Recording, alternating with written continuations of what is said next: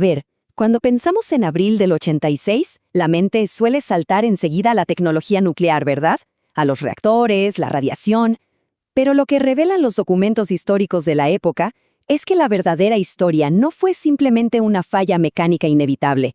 Fue en realidad un colapso absoluto, un fracaso catastrófico del juicio humano.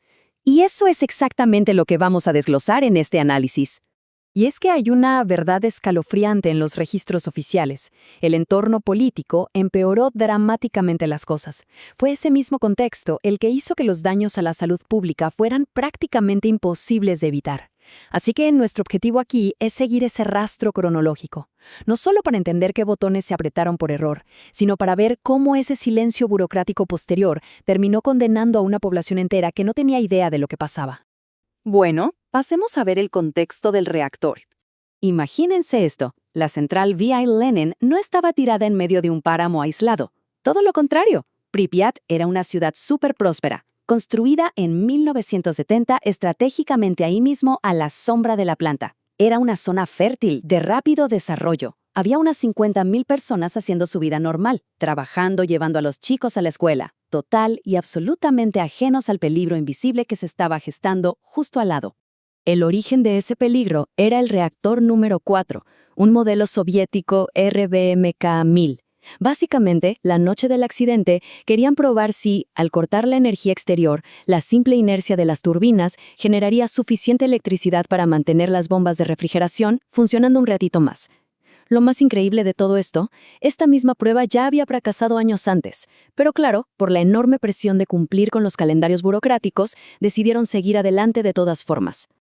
Esto nos lleva directo a las decisiones fatales y a los errores que se cometieron esa noche. Podemos rastrear la cascada exacta de decisiones que, literalmente, tiró la lógica de seguridad por la ventana. Todo empezó cuando la potencia cayó por accidente a solo 30 megavatios. Esto hizo que el reactor se ahogara por la acumulación de un gas llamado xenón.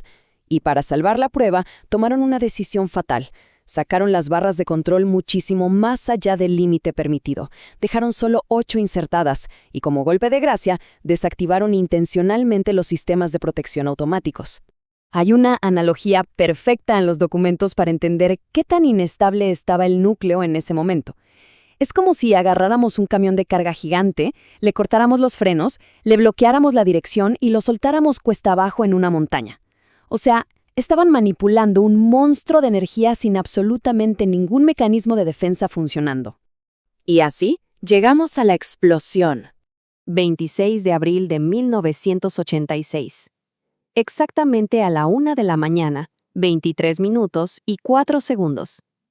Esa es la marca de tiempo clave en que se cerró el paso de vapor para iniciar la prueba. Sin sistemas automáticos y con la refrigeración fallando rápidamente, el núcleo tuvo un aumento de potencia tan brutal e incontrolable que desató la explosión masiva. El reactor quedó abierto de par en par. Al pensar en la devastación total de esa sala de control, los registros históricos sugieren algo muy claro. Ningún operador, por más inexperto que fuera, jugaría con su vida ignorando los protocolos de esa manera, a menos que recibiera órdenes. Todo apunta a que la presión de seguir a toda costa vino de muy arriba, de funcionarios que quizás no entendían la tecnología, pero exigían resultados. Esa presión política fue sin duda un detonante enorme. Pero lo que vino después fue igual de trágico, el silencio oficial. Acá hay un contraste que de verdad resulta mortal. A nivel mundial, desde 1964, ya existían protocolos universales clarísimos: quedarse en casa, evacuar, repartir yodo. Pero en la Unión Soviética, apenas 7 meses antes del accidente, se había rechazado de lleno un plan de emergencia actualizado. La razón oficial: argumentaron que un accidente de esa magnitud era, textualmente, imposible en la URSS. Esta soberbia institucional literalmente costó vidas. Hablemos ahora de la evacuación y sus consecuencias. 36 horas. Ese es el tiempo que tardaron las autoridades en alertar y evacuar a la gente. Imagínense, durante todo un día y medio, 50,000 personas en Pripyat siguieron con su fin de semana con total normalidad. caminando por la calle, respirando aire cargado de isótopos mortales a solo unos kilómetros de un reactor expuesto, todo porque nadie se atrevió a decirles la verdad a tiempo. Y después tenemos esta cifra, 28. 28 bomberos que perdieron la vida de forma trágica. Fueron los primeros en llegar, peleando sin descanso contra el fuego para que no alcanzara los demás reactores. Pero los informes muestran que entraron a esas zonas altamente contaminadas sin equipo de protección básico y sin dosímetros. Fueron 28 muertes heroicas, sí, pero totalmente prevenibles si el sistema hubiera estado preparado.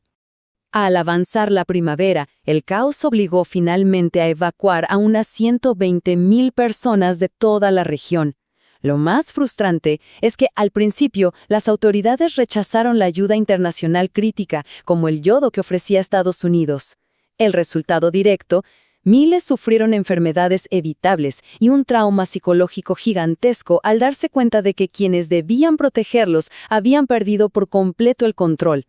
Y para entender la verdadera magnitud, la evidencia geográfica es irrefutable. Lo que intentaron manejar como un secreto local se transformó rapidísimo en una emergencia global.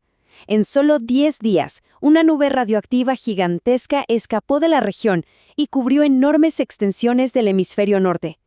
Por más silencio oficial que hubiera en las oficinas, las partículas en el aire contaron la verdad al mundo entero. Lo que nos deja con una reflexión bastante profunda para cerrar este análisis. Al mirar esta cadena de malas decisiones, la presión por cumplir plazos absurdos y el silencio imperdonable durante la evacuación, tenemos que preguntarnos: ¿el verdadero corazón de esta tragedia fue una máquina defectuosa que falló, o fue un ecosistema político que decidió poner su propio orgullo por encima de la salud de su gente? Sin duda, es una lección histórica contundente sobre el altísimo precio de ocultar la verdad.